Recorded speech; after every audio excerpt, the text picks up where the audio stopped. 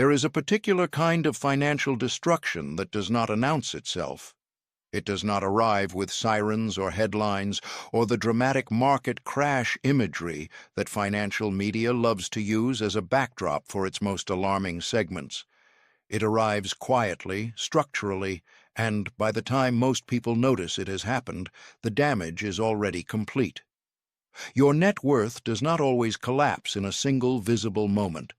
Sometimes it erodes through a combination of forces so gradual, so embedded in the normal functioning of the systems you trust, that you do not feel it happening until the morning you check your accounts and discover that the number you were counting on is significantly smaller than the one you were promised. This is the story of how that happens, and more importantly, it is the story of a small group of people who understood exactly how it happens and built their financial lives in a way that protected them when everyone around them was being quietly devastated. They were not wealthy. They were not connected. They did not have access to information that was unavailable to anyone else. They simply understood something about the architecture of money that the financial system has had a vested interest in keeping out of mainstream education for decades. In 2026, that understanding has never been more urgent. A bank has already failed this year. The agency responsible for guaranteeing your deposits is under political pressure that its own former regulators are publicly describing as a threat to its core function. Congress is debating whether to raise deposit coverage limits from $250,000 to $10 million per depositor, and if that question does not stop you in your tracks, it should. Because governments do not debate expanding guarantee limits unless someone in a position of authority is genuinely worried that the current limits are not enough. These are not random events. They are connected. And the connection between them leads directly to the single most important financial truth that has been quietly removed from every personal finance curriculum since 1967. By the time this video ends, you will have a complete picture of how net worth erodes without warning, what the people who survived the worst financial collapse in American history actually did differently, and what that strategy looks like translated into the specific tools available to you right now in 2026. The final piece of this picture is the one that requires no insurance, carries no counterparty risk, and cannot be touched by any policy change any administration could implement. Stay for it. It changes everything that comes before it. To understand how net worth erodes overnight, you first need to understand a legal reality about money that almost no one in mainstream financial education ever states plainly, even though it is the foundational fact upon which the entire risk architecture of the banking system rests. When you deposit money in a bank, that money is no longer yours in the straightforward sense that most people assume. Legally, it becomes the bank's property. What you hold in exchange is a claim against the bank, a liability on the bank's balance sheet, a promise to repay you on demand. Under normal conditions, that distinction is invisible and irrelevant. You want your money, you go to the ATM or log into your app, and the promise is honored instantly. The legal technicality feels academic because the practical reality is seamless. But the distinction stops being academic the moment the bank's ability to honor its promises is compromised. When a bank makes bad loans that do not get repaid, when it holds assets that cannot be liquidated quickly enough to meet depositor demand, when confidence in its stability erodes to the point where enough depositors try to withdraw simultaneously, the gap between what the bank owes and what it can actually pay becomes real in a way that is devastating for everyone holding claims against it. This is not a theoretical scenario from a distant historical period. Earlier in 2026, a Chicago bank failed with 82% of its portfolio tied up in commercial real estate and private equity, assets that do not liquidate quickly when depositors need their money back. The Federal Deposit Insurance System covered those depositors. This time, under current conditions, with the current fund balance. But the conversation happening simultaneously in Washington about restructuring the very agency responsible for that coverage is not a coincidence. It is the kind of signal that people who study financial architecture recognize as meaningful precisely because of its timing. Your bank deposit is your asset on your personal balance sheet. It is the bank's liability on its balance sheet. When the bank's assets deteriorate, the bank's ability to honor its liabilities deteriorates with them. That is the mechanism.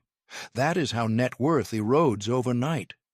Not through a dramatic event that you could have seen coming and responded to, but through the quiet failure of an institution whose internal condition was invisible to you right up until the morning the doors were locked.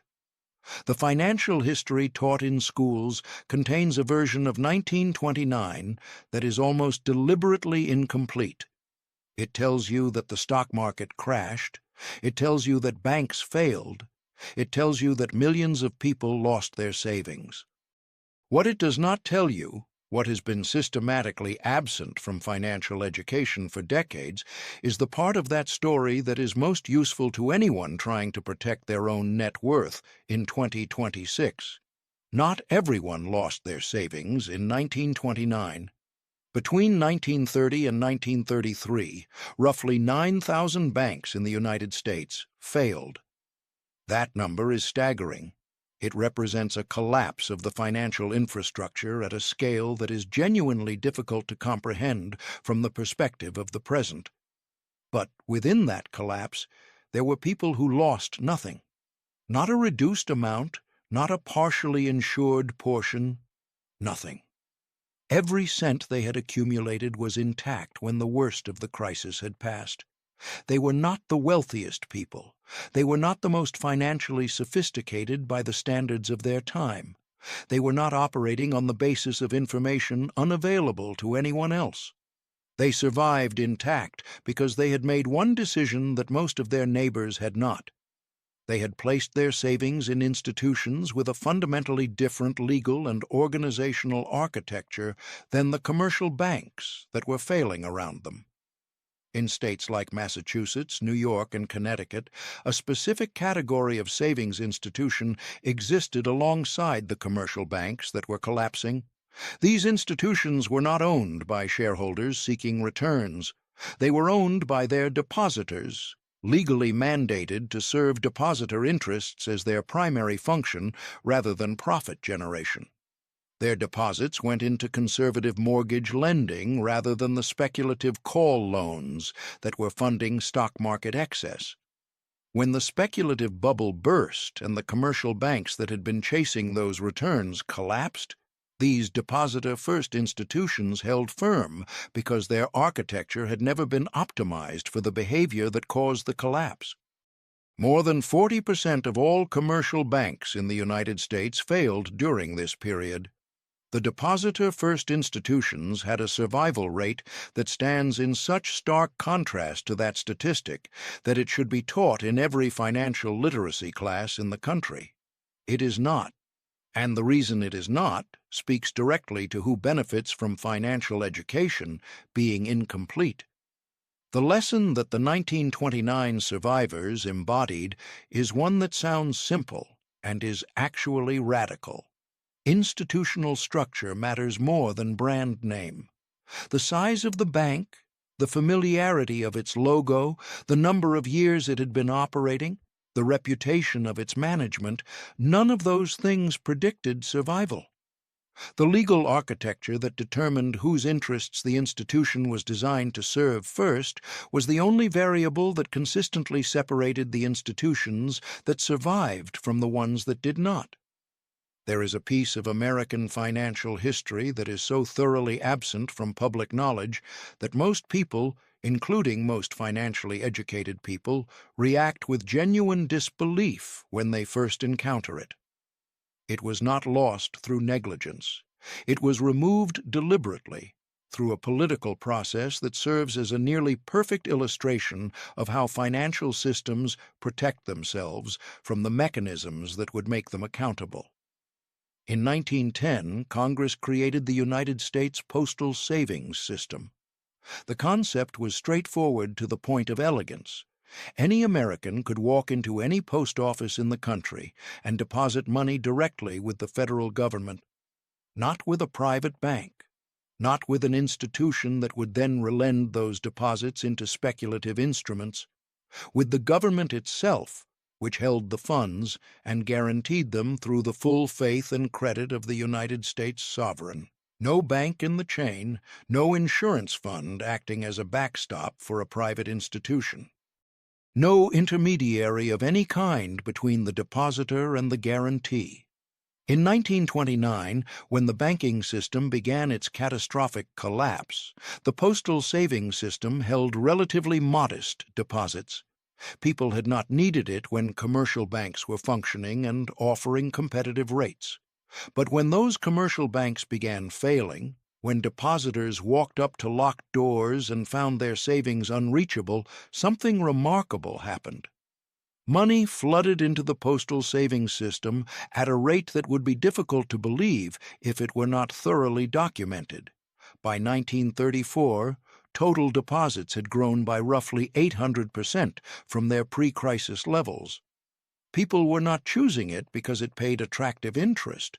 It deliberately paid low rates, set intentionally below commercial bank rates to avoid competing with private institutions.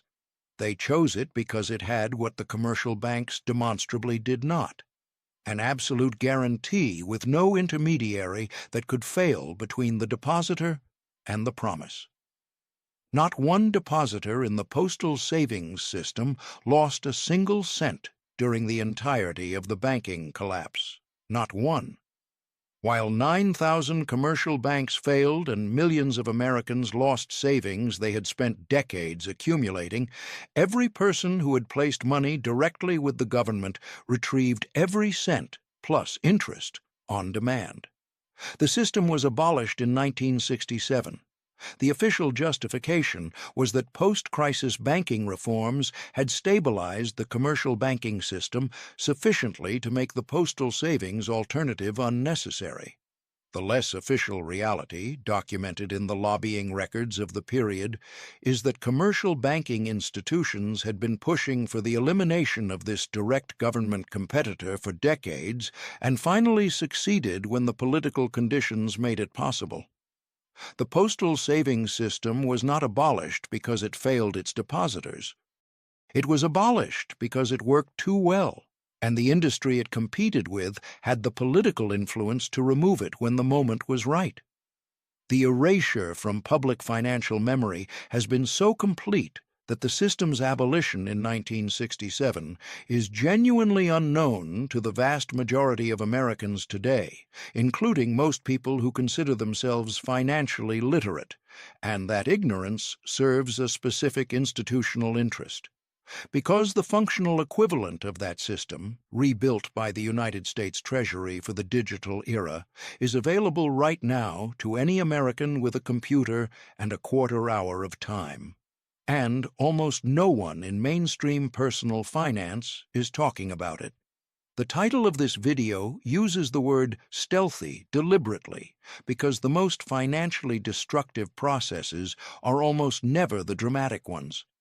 The dramatic collapses, the stock market crashes, the visible bank runs with television cameras outside branches, those are the events that generate the most coverage and the least lasting damage to most people's net worth because they are visible enough to generate a response. The stealthy erosion works differently. It works through the accumulation of small architectural vulnerabilities that individually seem like non-issues and collectively represent a catastrophic exposure. It works through the gradual deterioration of institutions whose internal condition is invisible to their depositors right up until the moment it becomes irreversible. It works through policy changes that happen in Washington, bureaucracies that most people are not watching, changes that shift the architecture of protection in ways that do not generate headlines until the protection fails. In 2026, the specific combination of factors currently present represents exactly this kind of stealthy erosion in progress.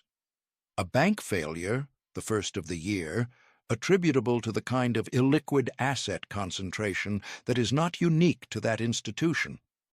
A federal agency responsible for deposit insurance under budget pressure that its own former leaders are describing publicly as a functional threat to its mission.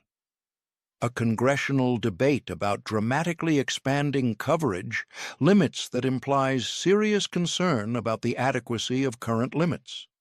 None of these things individually constitutes a crisis. Together, they represent a directional shift in the architecture of protection that the 1929 survivors would have recognized immediately as worth responding to before it needed to be tested. The people who survived 1929 with their savings intact were not the people who predicted specific bank failures. Prediction of specific events is not the mechanism. The mechanism is architectural positioning, placing savings in structurally superior positions before the stress arrives so that when events that nobody specifically predicted actually happen, you are already on the right side of the structural divide. The stealthy erosion of net worth happens when you delay that architectural decision until the stress is visible. Because by the time it is visible, the most protective positions are crowded. The options that were available are constrained, and the decisions that should have taken 15 minutes are being made under the pressure of events that are moving faster than careful deliberation allows. What the 1929 survivors understood, and what Bogle's lifetime of research on financial structure confirms from a different angle, is that protection is not a product you buy. It is an architecture you build.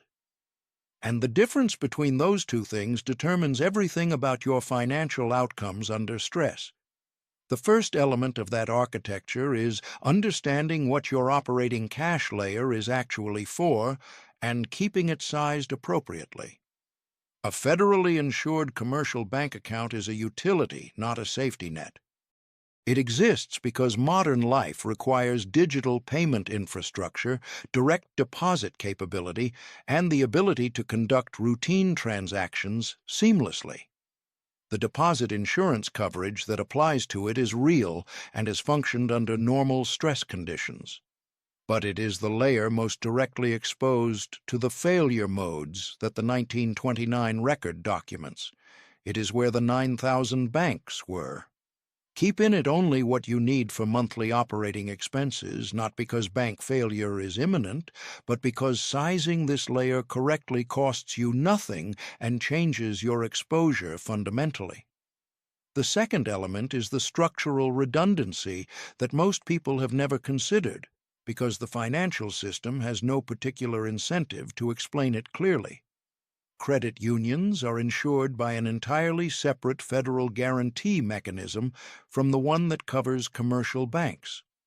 The National Credit Union Administration operates independently from the Federal Deposit Insurance Corporation. These are not two branches of the same system. They are two different systems with different legal foundations, different fund structures, and different failure modes. A credit union is owned by its members, not its shareholders, which means its legal mandate is to serve depositor interests first rather than to maximize returns for equity holders.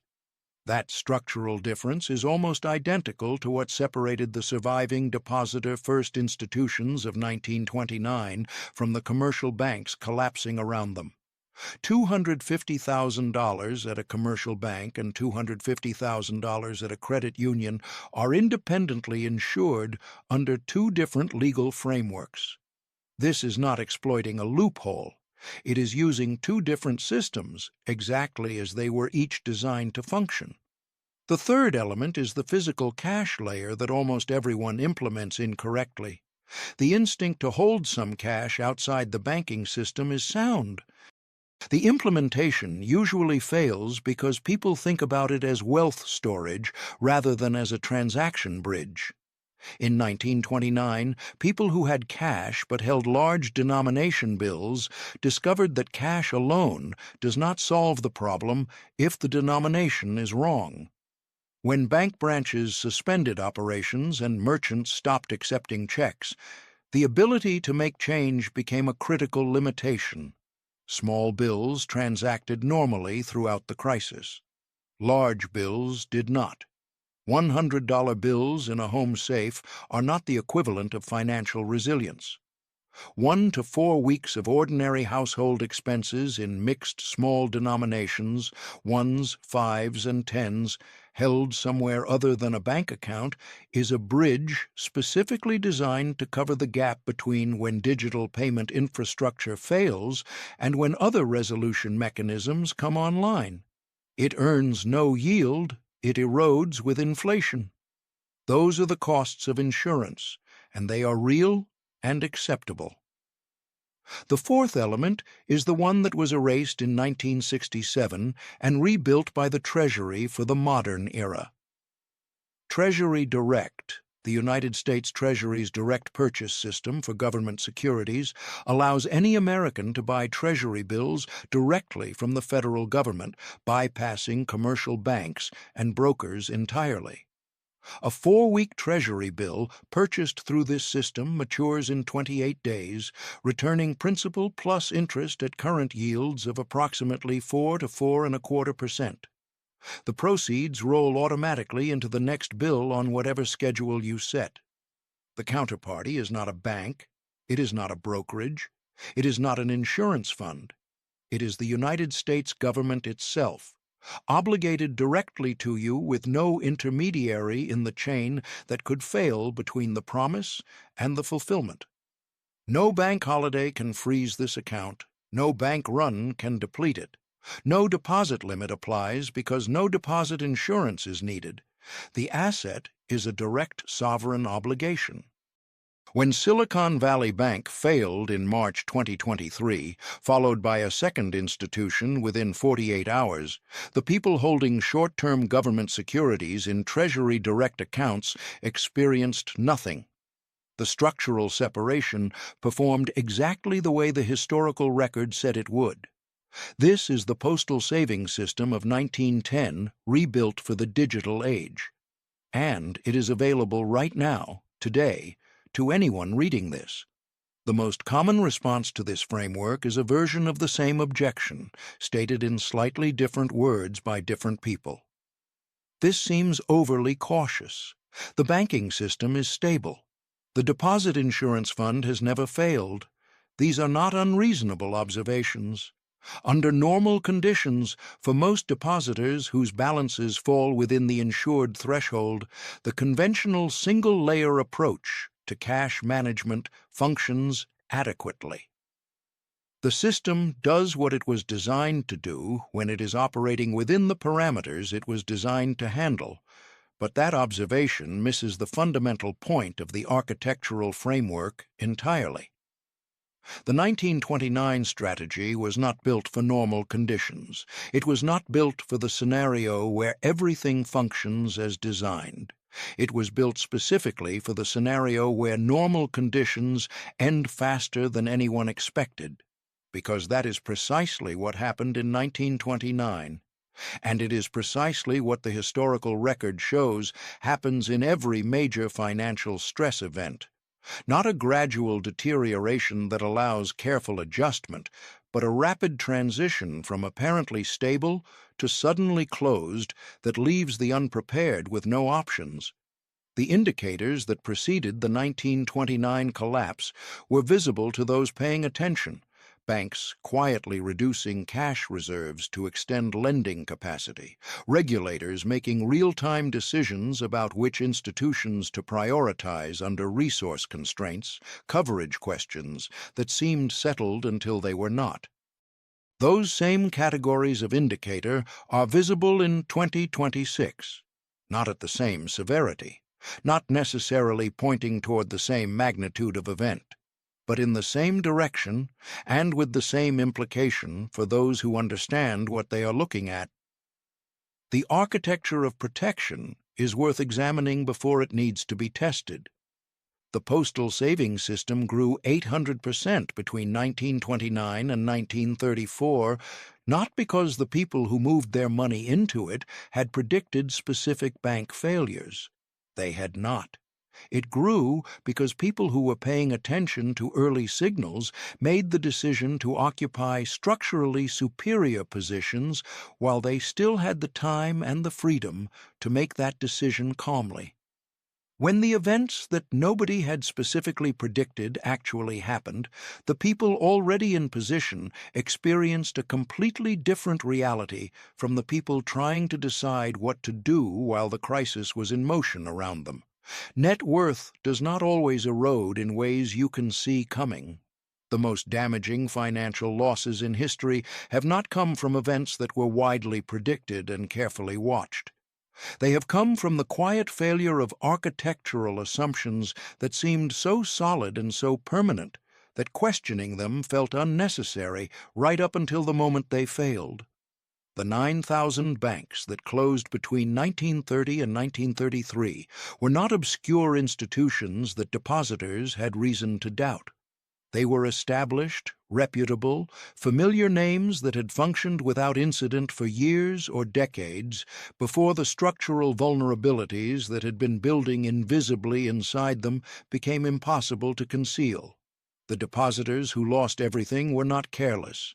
They were not financially unsophisticated by the standards of their time. They were simply positioned in the architectural layer that failed rather than in the layers that held.